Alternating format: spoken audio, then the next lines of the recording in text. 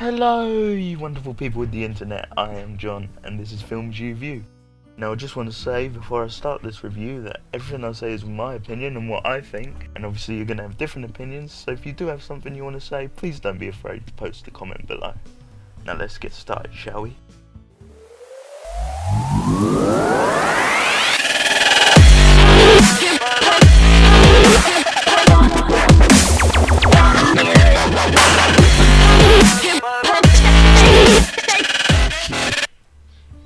Now, the film I've decided to review today is The Book of Life. Now, I absolutely loved this movie. I loved it. So much so that I actually watched the movie twice in 2 consecutive days. So I would definitely recommend this movie being a watch. In fact, no, get rid of that one thumbs up. Let's just paste the screen with continuous thumbs up.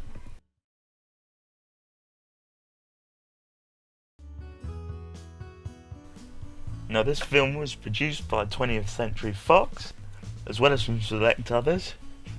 20th Century Fox has been involved in films such as this, and this, and this. The Book of Life cost about $50 million to make, and it managed to rack in about $49 million, so this was an overly successful movie. If you didn't know, a production considers a successful movie when it gets 40% of its original budget. When you look at the director's standpoint, he was involved in a Mexican cartoon show, so it's pretty obvious that he would do a Mexican animated movie. Now let's get into the content, shall we? In terms of actors, I would say there was only one actor that was considerably noticeable for me, and that was Zoe Saldana. And the other actors, I just haven't seen many of their movies before. And you would know Zoe Saldana by her movie Avatar, which is her main movie, and Guardians of the Galaxy, which is pretty recent. But as I said, I don't recognise many of the other actors that were involved in this film. Probably because I don't really pay much attention to the actors. Now, Act 1. You learn quite a lot in this film through the first act. Now, there are 3 key things that I noticed in the first act, story-wise. The first one being conflict between the 2 deities that are the main focus of this movie. Because you learn quite quickly that they've had some kind of feud between them for a long time, and it felt to me like the movie was going to use this as an opportunity to move the story along.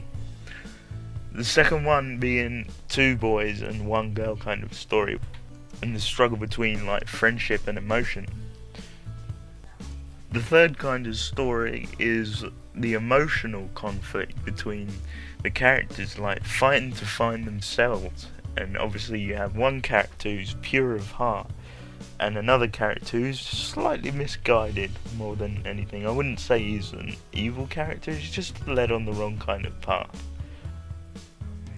I really liked the first act because it started out with the characters being children, and I really liked the development, how you realise the kind of emotions that they're going through as kids, and then when they grow up, the kind of emotions that follow. And of course you have the female lead character who disappears when they were children, and the kind of emotional struggle that they go through. And it also gives the characters a reason to fight on with their dreams, you know. Then the 2 deities decide to place a bet on these 3 main characters.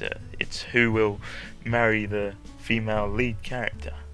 You don't really see the young versions of them for too long because I think it was just a basis of starting up the story until you go ahead a bit when they're a bit older, because you find out that the male lead character is struggling to figure out what part of him he wants to be, whether he wants to be a bullfighter or a singer, and obviously the struggle between dad and son. They had a great sense of pace in the first act. I feel that the way that they transitioned from young to older, they did it in a nice way, so it wasn't too lengthy. Now, the second act was where it really got into the meat of the emotional struggle between the characters. And this goes for the female lead character as well. I mean, on one hand you've got the cool and stylish young man. And on the other hand, you've got a pure-hearted young man who's just trying to figure out who he wants to be. Of course, he's stylish as well with the bullfighting and everything, but he's obviously struggling to figure out where he wants to be. Whether he wants to be a singer or whether he wants to be a bullfighter like his dad has been trying to force upon him. And obviously he loves the female character, so obviously there's that kind of struggle as well. He thinks he's not good enough for her. Now the second act, it was more of the town that the actual film is set in. And I think this adds a real nice depth to the emotional story, because it's a lot more deeper than just that. It was the main bulk of the conflict between each character. And this is really where the depth of the emotional struggle starts to come into play.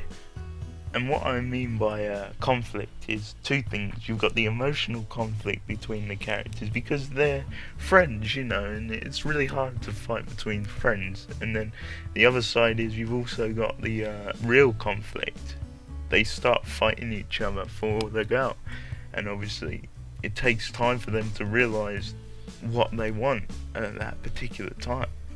And it was just a really deep story for me, and I really enjoyed it. It kept me interested throughout the whole thing. Now I think this would be a good time to talk about the type of music they used.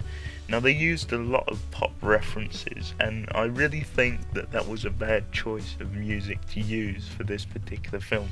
The reason being is it's set in a Mexican styled world, and when you use pop references, I just thought it would be nicer to use Mexican styled music. But then again, in a production standpoint, I think they were trying to think of the type of audience that they were going to see. They were going to see young people, so they didn't want to use music that was unrecognisable by the audience. They wanted to relate to the audience. What do you think? What kind of music would have been best for this type of movie? Tell me in the comments below. I'd love to hear your opinion. Now the third act. This was really interesting, because they sort of threw something in there that was pretty unexpected. I mean, it was released on Halloween, I believe. So obviously they were trying to use the Mexican Day of the Dead as sort of an undead twist in the end, which was really interesting for me because it sort of was unexpected for me, because the film would have been great as it was without the undead theme for the third act. So it was really interesting how they added sort of a twist to the ending of the film. And basically the female lead character dies because one of the deities cheats to win the bet, and she dies. And then obviously the pure-hearted main character with all his heart wants to save her and decides to go into the underworld to try and find her. And this was a really strong emotional standpoint for the main character. You really get to feel how important the female character is for him. This is also where the resolution of the film is. It's where he finally gets to find out the type of person he is, because he meets all of his family, his previous family, who were all bullfighters, and they each had a dream that they never followed. And he's the only one that really truly wants to follow his dream, and this is where he really starts to strongly believe in himself. And this is also where he is faced with a bunch of life-threatening challenges. And he obviously wants to find the female character, so he's trying to do his best to get through the challenges, and he's not scared at all. Whereas in the previous parts of the film, he was in an emotional struggle. Act 3 is also where they find out that the evil deity cheated, so they're on a mission to find the good deity to tell her that he cheated, and to also get resurrected. And of course, the only way that he's able to get resurrected is with another bet. He bets to the evil deity to get his life back. And this challenge was one of the biggest ones he had to face. It's his one true fear. And he is forced to fight against all of the bulls that his entire family has defeated. So he uses the one thing that he wanted to be, which is a musician, to win the bet. And he basically defeats the manifestation of for balls, and this is where you learn that his true fear wasn't exactly bullfighting, it was being himself. And I think they did this in a really creative way. You really felt emotion for this scene, because you could see that he was trying everything to follow his heart. So yeah, this is basically my opinion on the film, and I thought it was an absolutely great film. It kept me engrossed throughout the whole entire thing. The music was a bit too pop referencey, because I felt that if they used Mexican music it would have been a bit more interesting. And one quick note as well, in Act 3 they also meet one of the best characters in my opinion. They meet the Wax Man, and he basically holds the story of every life, and every life is a candle. Some are lit out and some are brightly lit, and the main character finds out he's actually writing his own story, so there's also that tie-in as well in terms of story-wise.